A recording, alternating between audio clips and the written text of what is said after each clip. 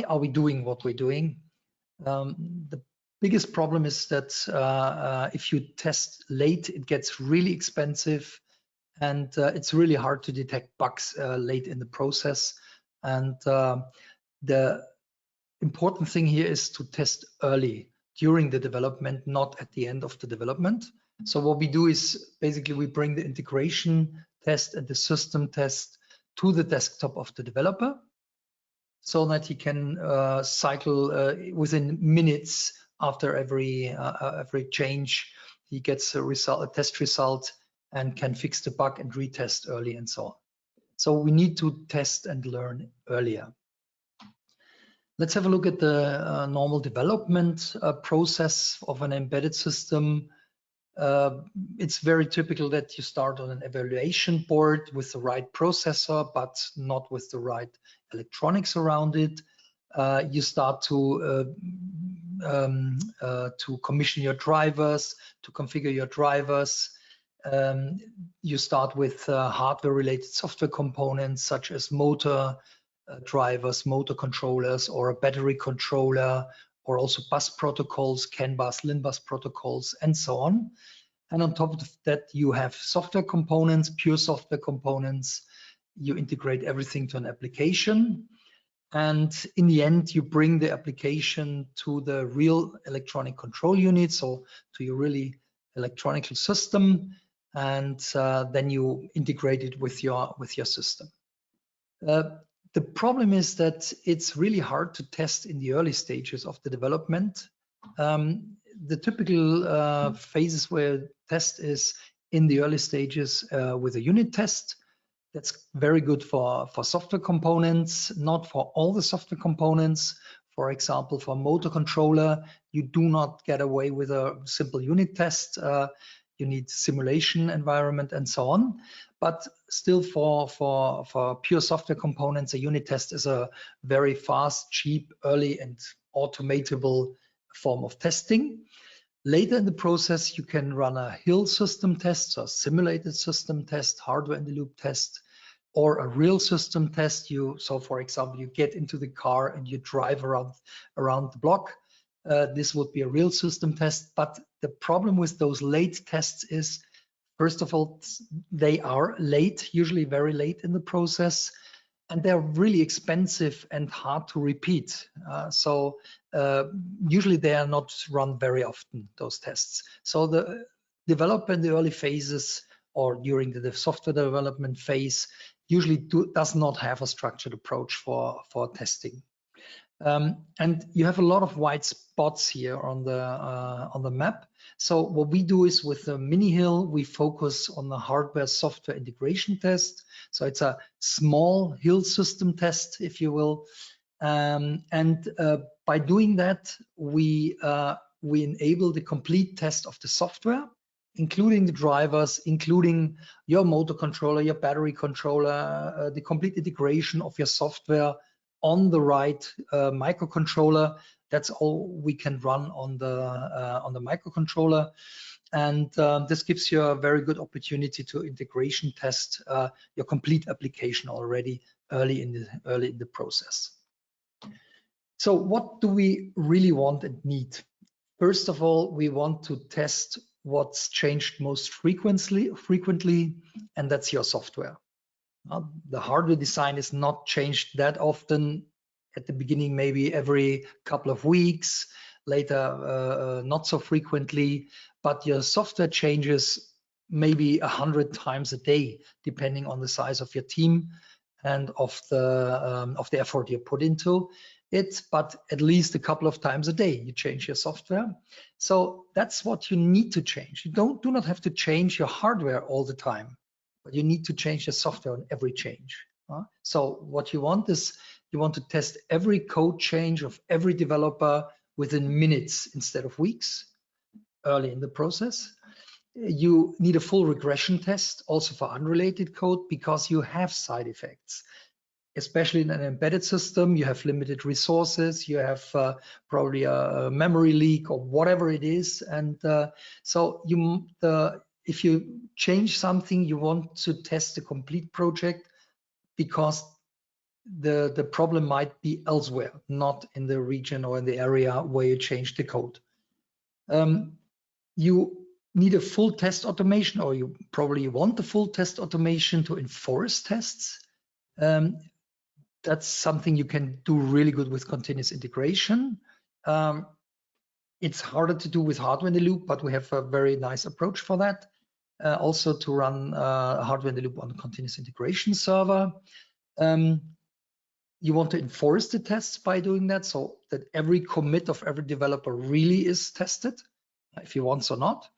And the other point is, if you have an automation, you save a lot of time and money by really doing this test automation, and you get a very early response on every change. And in the end, you need a hardware in the loop test, an automated hardware in the loop test, because you need to test more than pure software units. You need to test those integration problems. So why is it so hard to automate tests for embedded systems? Let's have a look at a typical motor control system, in this case for an oil pump. It's a real world project. It's safety critical, so we needed to test the temperature shutdown for all the border values for 300 relevant system states. They need to be tested because it's safety critical. It's a safety requirement there. And at the beginning, our customer had a system, a climate chamber. He put in the complete ECU, the complete control unit, with the power electronics, with all the sensors, with all the actuators, with a motor, with a pump, and hydraulic system, and so on. And then they started to use scripts to test the system automatically. The problem is that it's a very complex system. It's very big. The climate chamber is basically a small room. So it takes really a couple of hours to heat it up or cool it down to -40 degrees, for example. So those tests in theory would have taken about 30 days to run, which never happened because usually the system fails after, I don't know, a couple of hours because the hydraulic liquid is missing, or there's any mechanical problem, or whatever it is. So usually it never runs automatically more than a day or so. 30 days to wait 30 days for your test results, that's too much. So what we did is we took out the microcontroller, exactly the microcontroller that is in the ECU, with the complete software stack, unchanged as it is. And we simulated the complete environment at the pins of the microcontroller. So a little motor simulation, little hydraulic system simulation, and all the bus systems and so on. It's not so hard to do as it sounds, but it's of course more effort than a unit test, that's definitely, but it's not as hard as it sounds. So, but by having this environment simulation, you can bring the system into any state you want, or at least into most states you want, not only in the good states, so not only the happy path, but also in the unhappy path. So you can run all kinds of tests by running failure injection and things like that. In this case, the complete integration test, including many other tests, not only those temperature value tests, took about 50 minutes for all the states. And of course, this can be run on every code change, on every line of code. So that's not a problem at all. This gives you an idea what the benefit here might be in terms of speed and effort. So let's have a look at the regular test levels, or the typical test levels for an embedded system. Let's start with a unit test. So unit test tests a single C module or a class. That's usually done with a unit test tool, with a unit test framework or a tool. Then one step up, you have a software integration test, which brings together several software units. This usually also is done with a unit test tool. Those two steps are really inexpensive, fast, good to automate, and so on. So that's a good idea definitely to do unit test. But you cannot test all the software units, especially not the drivers or things like motor controller or a bus protocol or things like that. That's already really hard to test with a unit test, because those are asynchronous things. They are concurrent, asynchronous. They have timeliness. They have real-time issues and things like that, and also resource issues, of course. So that's where you start to test with the miniHIL. So with the miniHIL, we look at the microcontroller, including the CPU, including the complete software stack as a black box. So it's basically the smallest possible hardware-in-the-loop test. We leave everything out that's hard to simulate, or that is high voltage, or that it's expensive, or hard to break, hard to do failure injection with, and so on. So the next step would be the complete hard ECU, the complete control unit, with the power electronics, with sensors, with actuators. This would be a big hardware-in-the-loop test stand. Really makes sense, but it's usually very late in the process and it's very expensive. So the biggest test usually is the system test. You really bring your complete system into the test, and that's of course even more expensive and bigger than the hardware-in-the-loop test. So the unit test can be run very fast, very often, and it's inexpensive. The system test is slow. You do not run it very often, and it's really expensive. So we try to focus on the hardware-in-the-loop test on the miniHIL, because it's still relatively inexpensive. You can run it very fast, very often, but it gives you a very, very good coverage of your system already, of your system tests. Typical response times for the test levels are, on a unit test, for example, a component test in the range of minutes, couple of minutes maybe.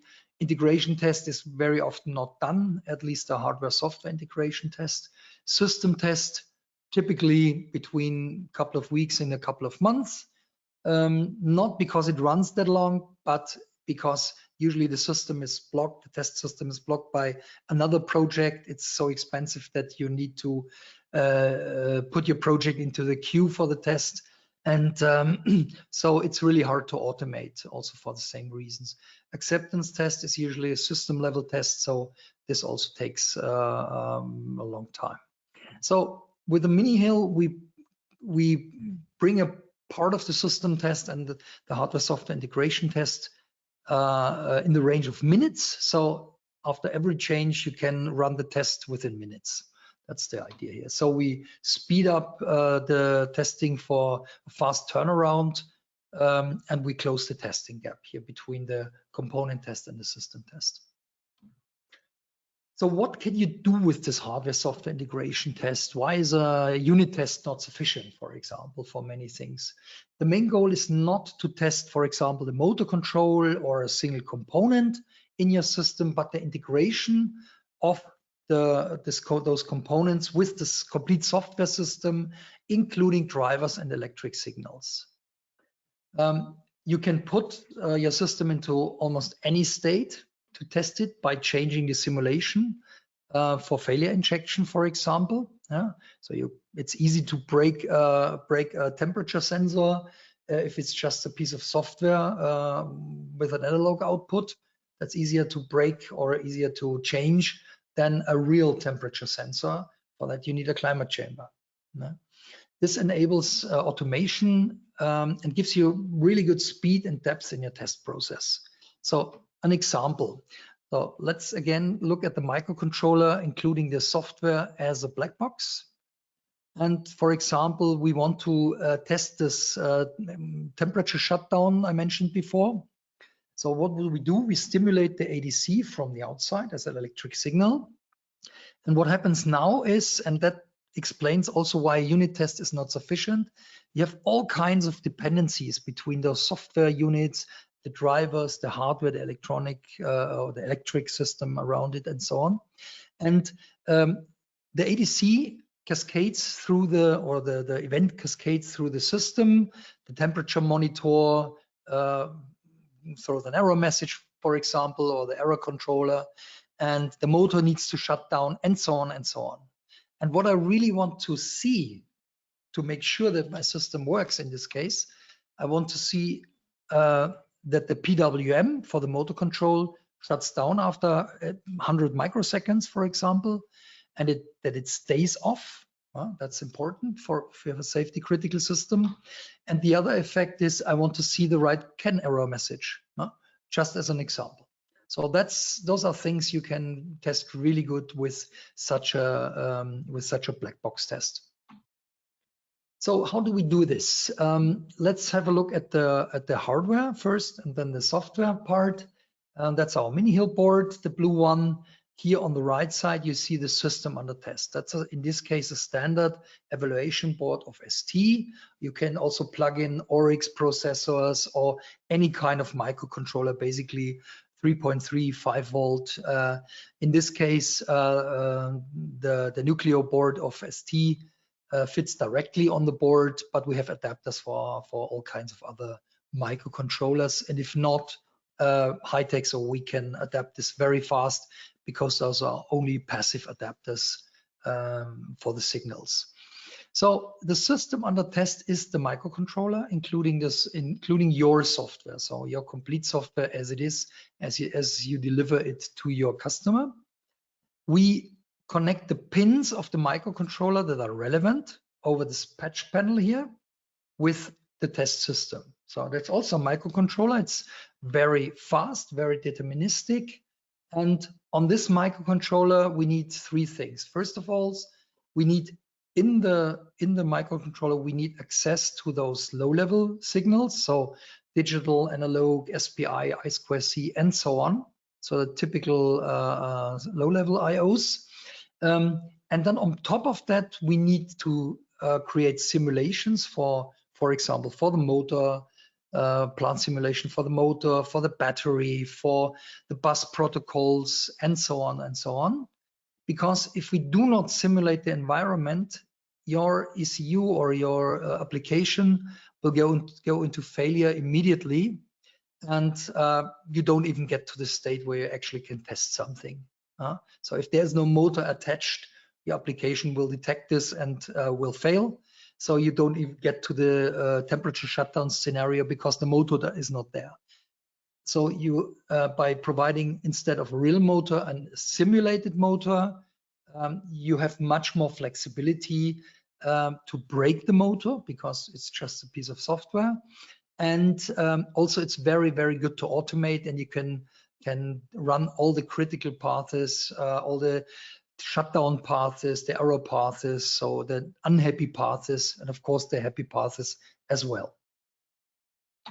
So let's have a look at, oh, I forgot one thing. In the end, on top of the simulation, of course, you need test cases to test all the situations you want to test for your requirements, for your safety requirements. You try to break the system, run robustness tests and things like that. So how do we do this?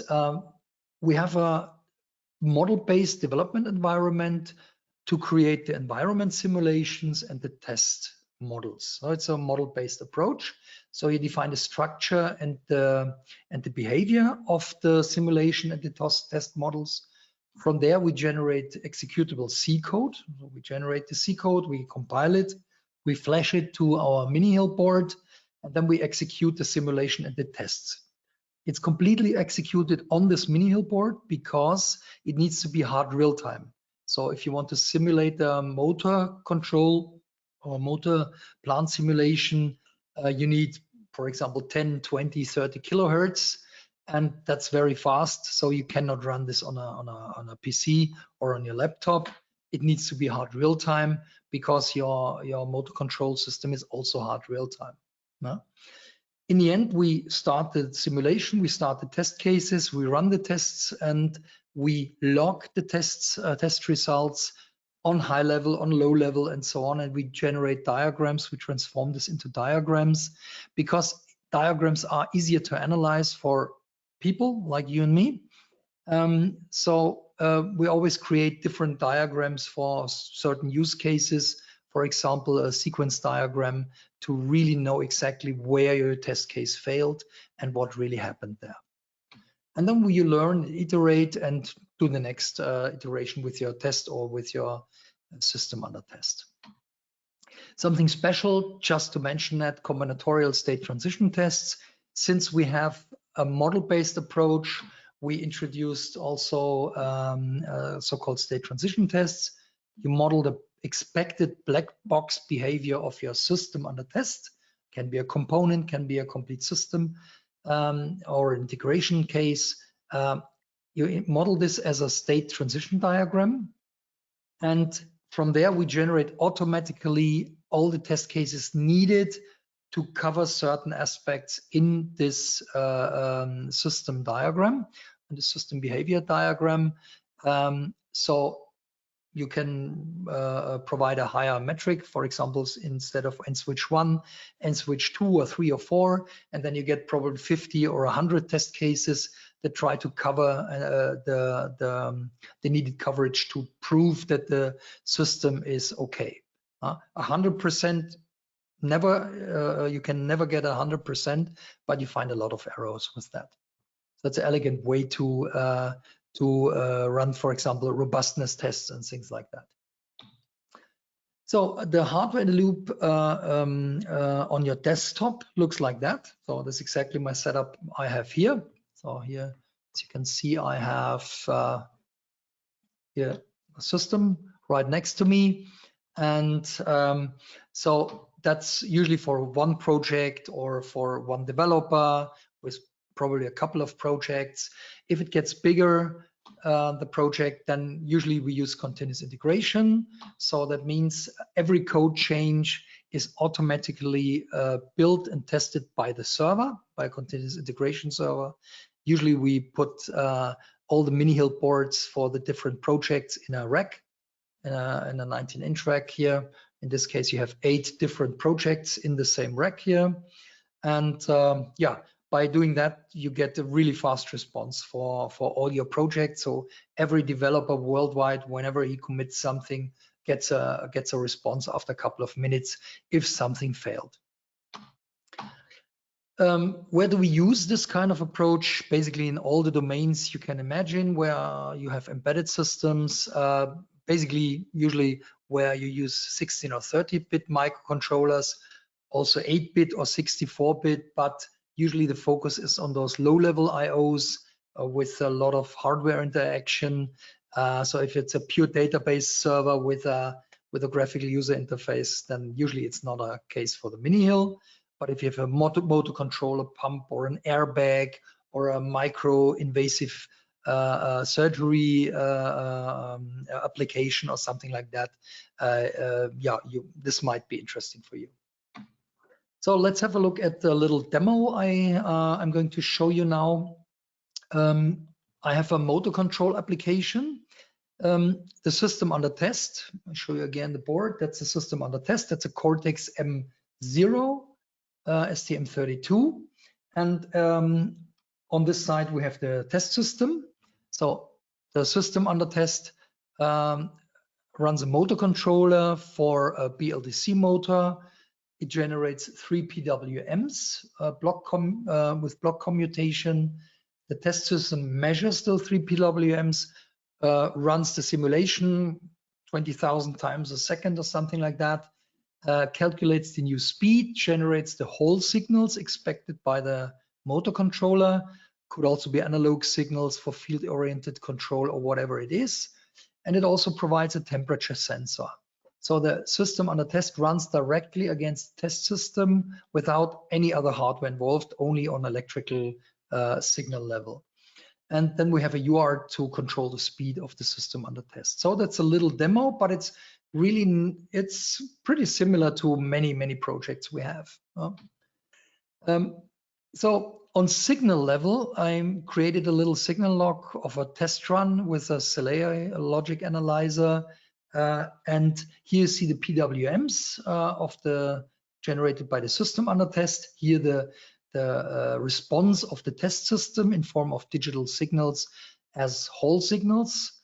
and here the UART with the stimulation for the mode for the RPM or so. Here again the same PWMs, Hall sensors. Here the UART interface. Additionally, the simulated temperature as an analog value. So we generate an analog value and feed it into the system under test. And here, something that's interesting, we put the model speed of the simulation directly on an analog output to have a correlation between what the system under test does and what the test system does. So you can, for example, here see we change the speed over UART. The response is that the system under test slows down, as you can see at the PWMs here. The reaction of the simulation is that it slows down. And that's also here we see the speed of the simulation, which is changed by the PWM. So it's a real simulation. And in this case, for example, we stop the motor because we have a temperature error. Temperature is low, so the PWM stops, so the motor simulation goes down. And then here we have a warning temperature, so the motor just slows down a little bit. It's a limp home functionality. And here the motor recovers again. So those are typical test cases you can run directly as a black box test on your system under test. So let's have a little look at the tooling itself. I'm going into the modeling environment. So as I said before, we have a completely model-driven approach. So that means everything in this box is generated, compiled, and flashed directly to our test system. Now we are talking about the test system because we do not modify the system under test usually. It's a black box test. So that's the test system. So let's go into this demo here. Here down here you have the IOs. So for example, the analog digital adapters, UART. You have a duty capture unit that measures 3 duty cycles, feeds them into the motor simulation. The motor simulation calculates the new speed and feeds it into the Hall generator, which then generates those 3 digital signals.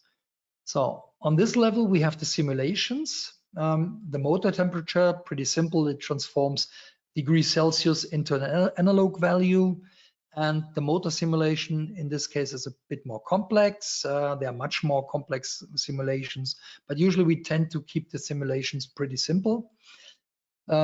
And for the simulation, you need behavior, not only structure.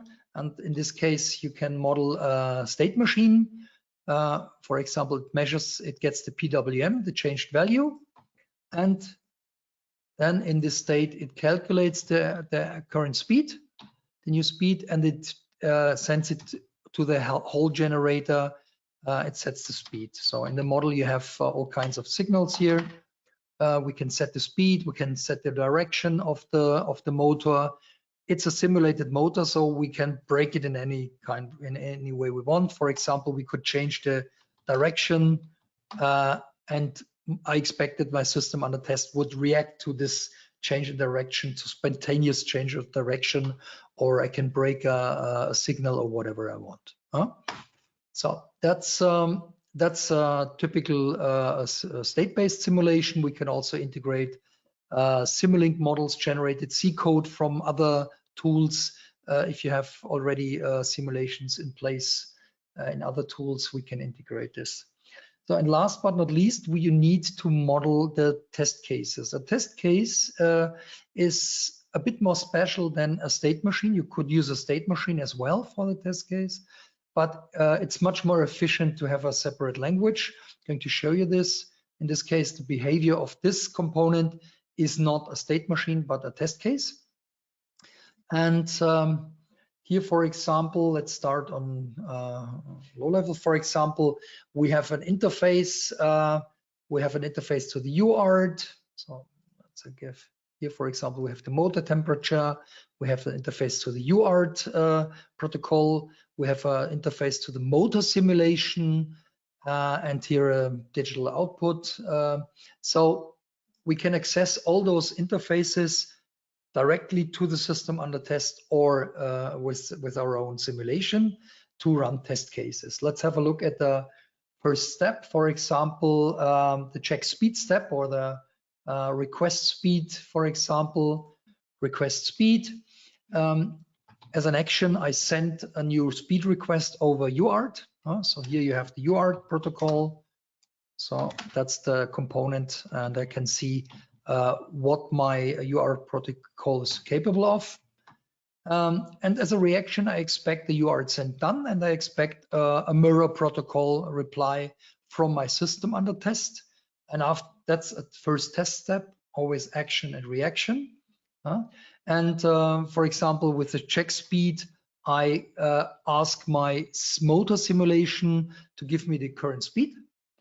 And the motor simulation replies, and I can check whether the simulated motor speed is in the right range, but it only reacts to the real motor speed of my motor controller. So by that, I indirectly can measure whether my motor controller does something right or not. So those little test steps are reusable, should be reusable. And on top of that, I can build test sequences. Here you see we always generate a graphical specification. So if I change this here, for example, you get a newly generated specification that's always current. And on top, we can build test suites, for example, for certain aspects of your application. And those are, of course, much bigger than a single step. So that's how we build the simulation environment and the test cases, and now can generate this directly from here. I can do this on command line for continuous integration, for full test automation. I can do everything on command line. You don't even need the graphical tools for that. I can run it on continuous integration as well. But now I'm going to use a graphical user interface we have to directly run the test on the target. So here we have the target. I'm going to run the test now, and while the test is running, I'm pulling a plug here. That's a UART signal, one of the RX or TX UART signal, and I'm connected now with the system under test, and I'm going to run the test now. So first test executed. I pulled the plug, so I introduced an error. That's of course a hardware error now. Could also be a software error on your system under test. And now I fixed it again. And here you can see exactly what happened in your system under test. That's the same diagram you've seen before in the specification, but now it's the recorded test log. And in this test log, I can click on the problem I detected, for example here. And in my test environment, it opens exactly the sequence where the test case failed. So that's exactly this here. So wait for speed. That's exactly the place where my system test failed. Okay, so that's it so far. If you have any questions, don't hesitate to call us.